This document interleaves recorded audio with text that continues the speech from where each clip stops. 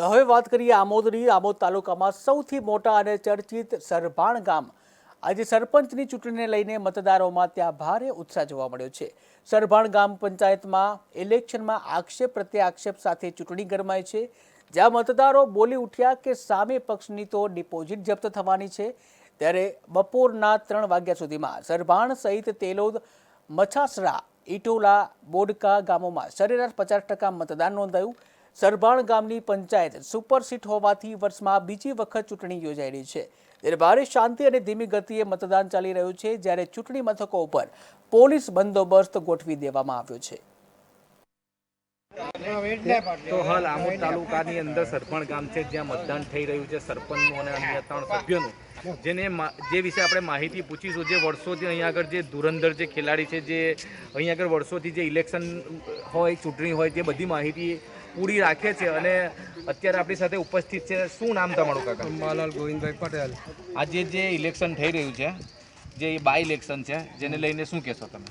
જેને લઈને અમે તો એવું કહે છે કે આ એની ભાગ્યે 200-300 મત મળે સરપંચ, કે વોર્ડમાં તો 50-50 મતે મળવાના નથી, 8, 9, 10 એવું અમારું માનવું છે। કોણ જીતી શકે અહીંયા આગળ એવું લાગી રહ્યું છે તમને હાલમાં? અહીંયા સ્મિતાબેન પ્રવીણકુમાર પટેલ જીતી જશે। તેમની સામેના જે ઉમેદવાર છે તે એમની ડિપોઝિટ જશે।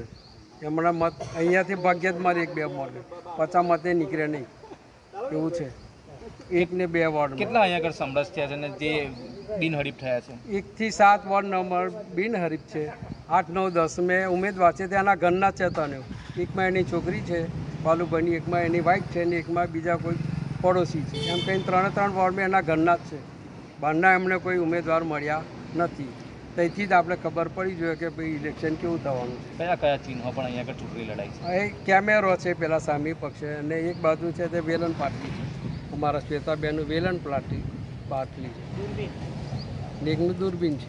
તો વેલણ પાટલીના જે ઉમેદવાર છે તે અહીંયા આગળ ચૂંટણી જીતી રહ્યા છે, તેમ ગ્રામજનો અને નગરજનોનું પણ કહેવું છે અહીંયા આગળ જ્યારે સામે પાર્ટીની ડિપોઝિટ થાય તેવા અહીંયા આગળ જે કહી શકાય છે ગામ લોકો દ્વારા